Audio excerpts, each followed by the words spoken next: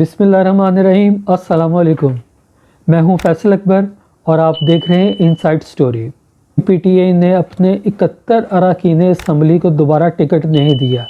ये वो अरकान असम्बली हैं जो 2018 के इंतखाबात में पाकिस्तान तहरीक इंसाफ के टिकट से मुंतखब हुए, लेकिन अब 2023 के इंतखाबात में पीटीआई ने उनको दोबारा टिकट नहीं दिया।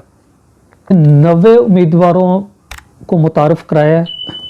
नाज़रीन, मज़ीद बात करने से पहले वाज़ेह कर दें कि पाकिस्तान तहरीक इंसाफ ने इस दफ़ा एक नई स्ट्रेटजी दी है। एक तो उन्होंने अरकान असम्बली की बहुत बड़ी तादाद को टिकट नहीं दिए।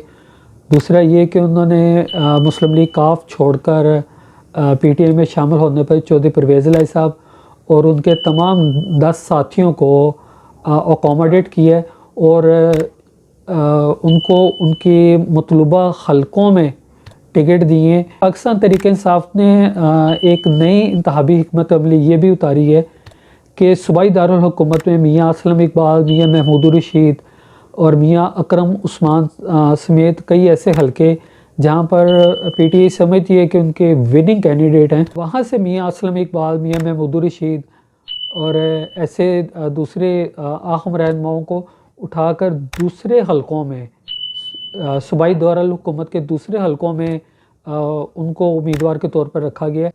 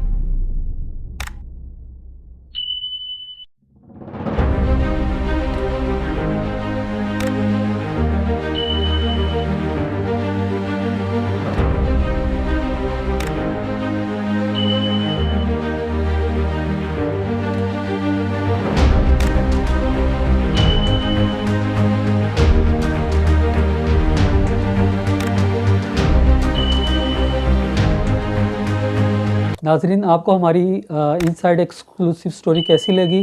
हमें अपने फ़ीडबैक से ज़रूर आगाह कीजिएगा। और जाते जाते आपसे एक बार फिर दरख्वास्त है कि हमारे चैनल को सब्सक्राइब करें, लाइक करें और शेयर भी करें। अपना ख्याल रखिएगा। पाकिस्तान ज़िंदाबाद।